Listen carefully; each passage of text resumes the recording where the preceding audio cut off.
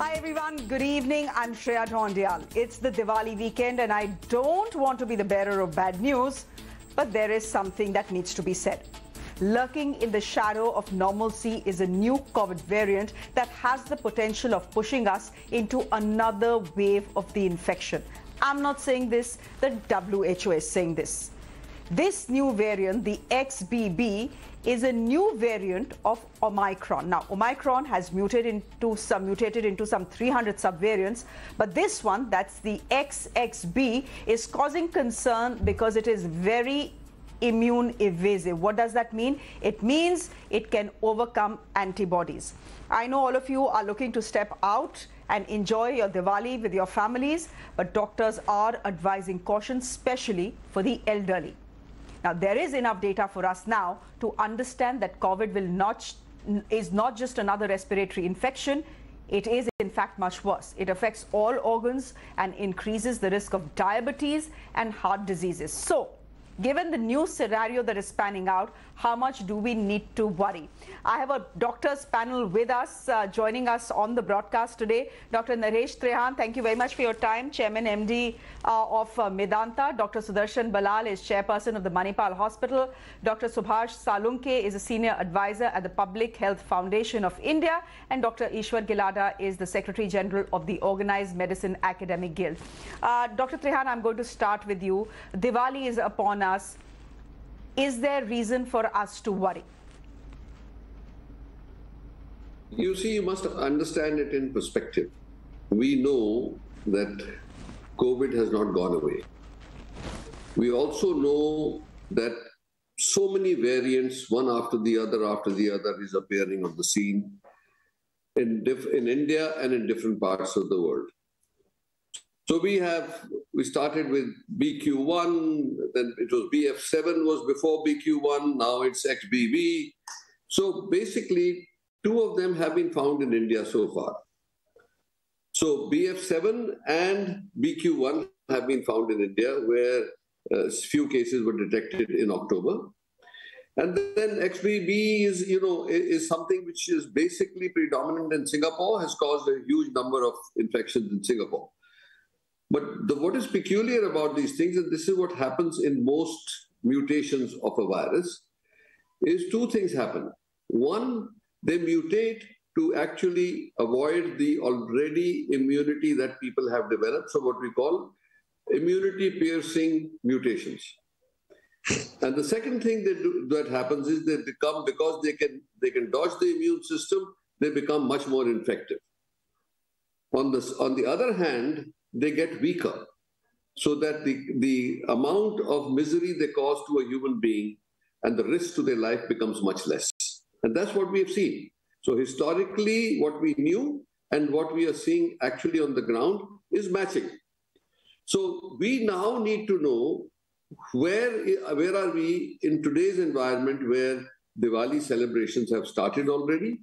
Large crowds you can see in the marketplace and rubbing shoulders and without masks, because rightfully so, people have felt that, Omicron is not around, so now I can expose myself. So part of it becomes attitudinal. We know that the people who have got infected, it is rare for them to need hospitalization. Most of them get a 3 to 5 day flu kind of symptoms, and then they test negative by 5th to 6th, 7th day.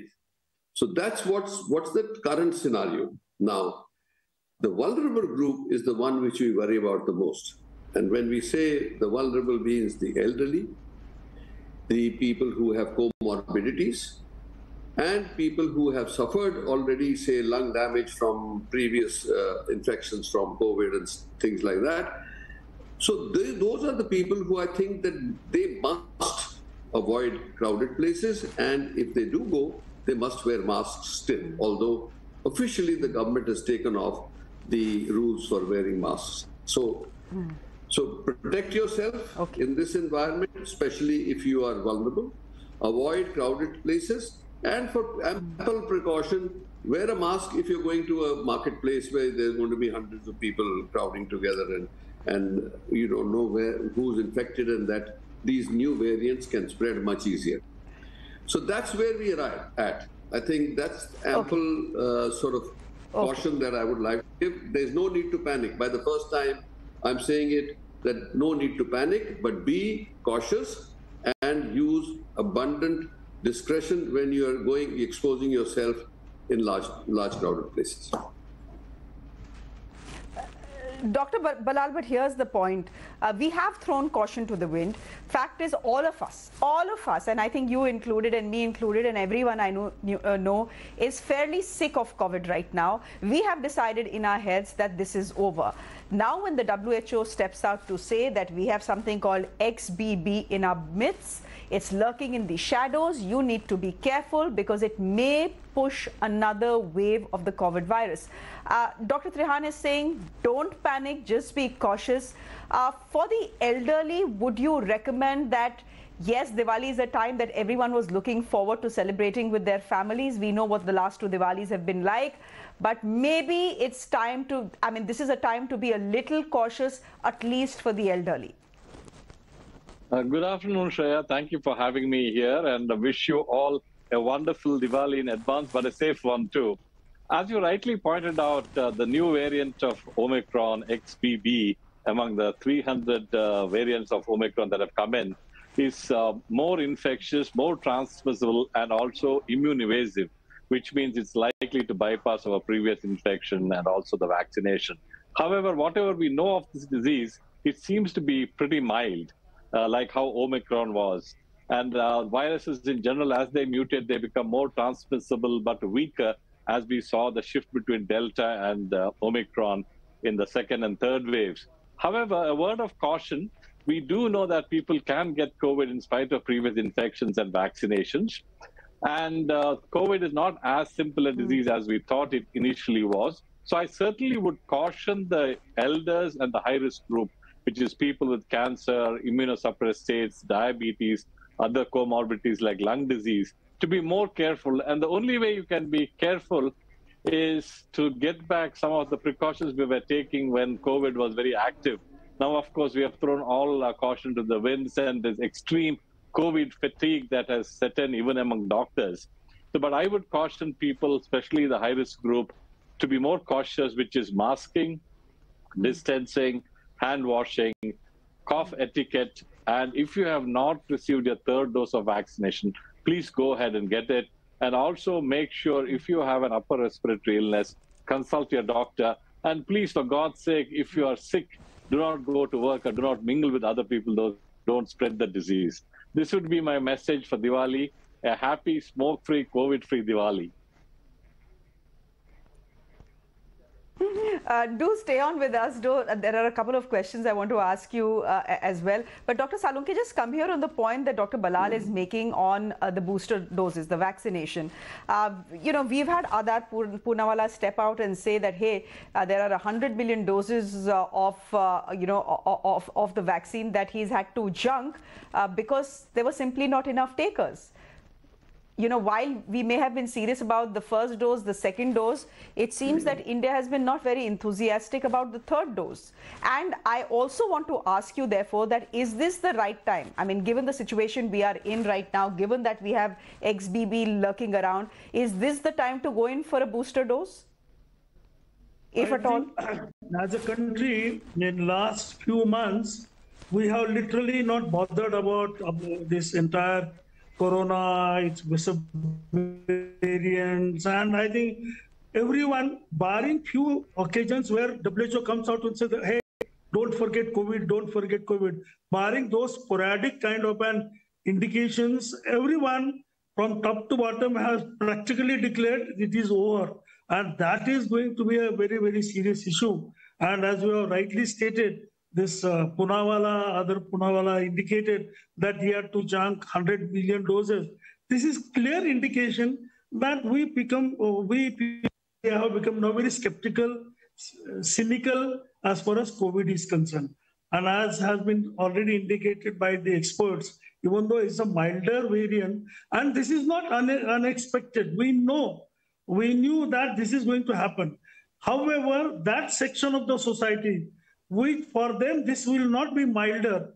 This will be quite serious that need to be protected, and that has to come from the individual themselves. And that is the reason, in spite of the fact that this may not be very specific, vaccine, it may not be that you are going to address the particular variant, still existing vaccine, whichever it is, within country, within India, booster dose is going to play a very significant role. And I personally feel that at least those high-risk categories, vulnerable categories, must protect themselves. As I have been stating earlier also, let us be selfish. Let us protect our relatives who are vulnerable, who are senior citizens, who have comorbidities, and we can easily protect them with the vaccine. Nobody is bothering about the mask. Nobody is bothering about the social distancing. Let's forget about it. Doesn't matter. If you can follow, wonderful. If you can't follow, it doesn't matter. But vaccination, 20% people of this country have taken only the booster dose. I mean, is this not something which is, look at the way from Prime Minister to the Sarpanch, everybody was shouting at the top of their voice just 1.5 years back. And today, nobody is bothering about it. Doesn't matter. Now, at least at this stage, our only aim should be protect our vulnerable population by booster dose. That is quite possible and easily available and should be done. If we don't do that, some people, even yesterday, there were 2,000 new cases. There are deaths. Is this not enough for us to give a clear indication that virus is circulating, people are falling sick, or they are catching infection, and people are dying? What do you want more evidence? People are dying. So can't we be a little more serious than what we are as a nation? My message or my only request to everyone. Here's the question. Our seniors, protect the most vulnerable by something which in your hands, vaccination. Booster dose must. Okay. So on the question of vaccination, I'm going to get Dr. Gilada in. Dr. Gilada, yes, only 20% of this country has taken a booster dose. Fact is that we are having to junk our vaccines because there are not enough takers. And there are some 9,000 to 10,000 deaths happening all over the world because of COVID still. So it's not like COVID is gone, but we always knew that it will be here with us forever, and the virus will mutate and it will keep coming back to us. We just have to get used to it. It will possibly just get milder with every phase. I want to ask you this question, and it's a practical question that I want to ask you because I remember during the Delta phase, if you remember, this is the time when we were opening up, I think, our second dose for our elderly population. And this is a time when, those above the age of 60 actually went to healthcare centers and hospitals, etc., to get their second dose. And many of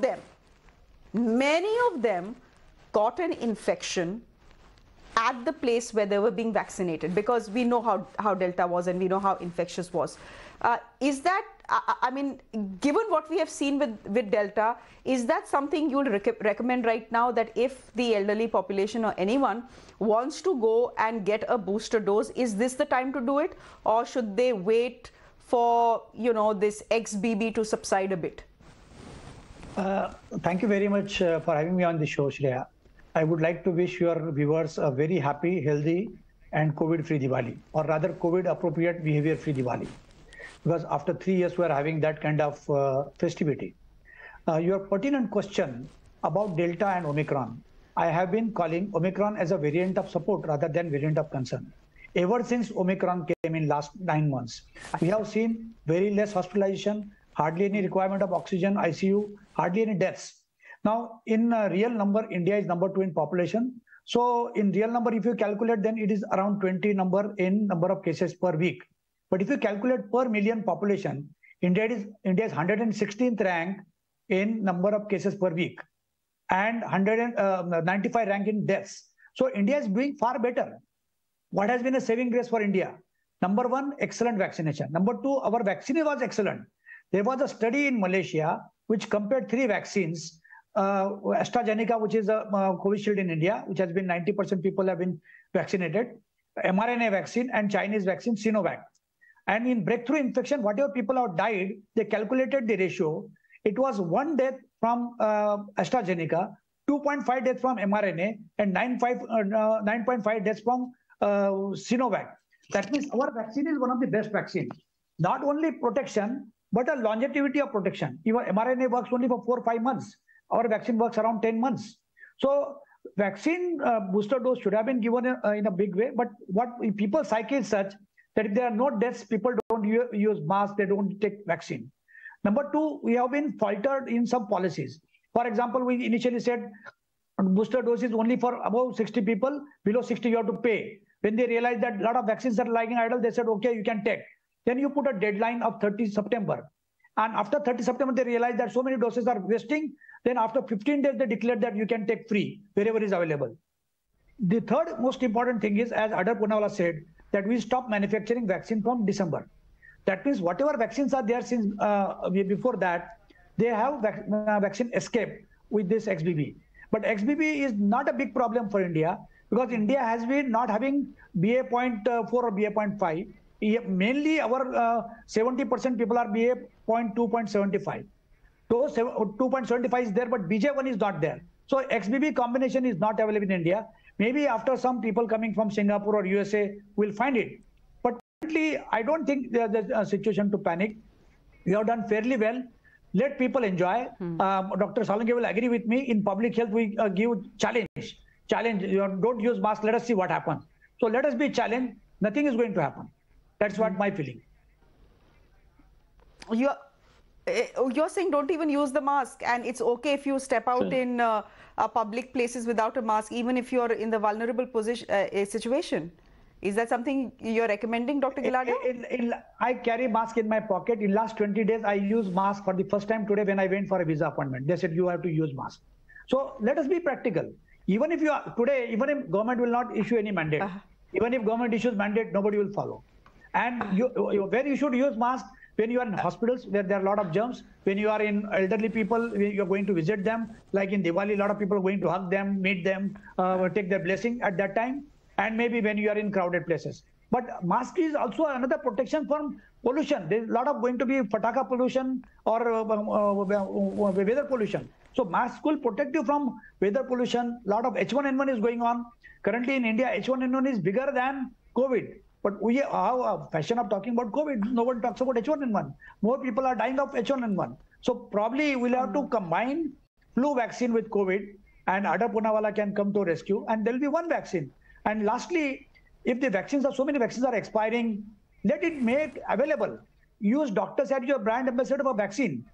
What has country done today is that 12.5 lakh MBBS doctors and 3.5 lakh postgraduate doctors, total 17 lakh doctors are there. They have not been adequately used for vaccination program or COVID program. So we run a program which is a home ministry run program rather than a health ministry run program. We did not give any credo to public health. So I think let us use doctors, ask doctors to use vaccine. They will convince their patient, they will take the vaccine. So let make it available in shops everywhere. Now that kind of ration should not be there on vaccine. But Dr. Balal, do you think Dr. Gilada is being a bit too optimistic? Because there is, after all, a warning that has come from the WHO. WHO gives any warning. I would err on the side of caution. I think especially the high-risk groups should be cautious, and cautious would mean masking, especially when you're in crowds or in areas which are cramped and indoors, and when you're meeting a lot of people. And vaccination of the third dose, I think, is an absolute must. Distancing wherever possible and hand washing as much as possible. I would still stick to the basics of prevention of spread of respiratory viruses. Some of these may not be practical, but we still need to advise it so that people don't take it lightly. We certainly need to be aware of a possible resurgence of COVID, but not alarmed.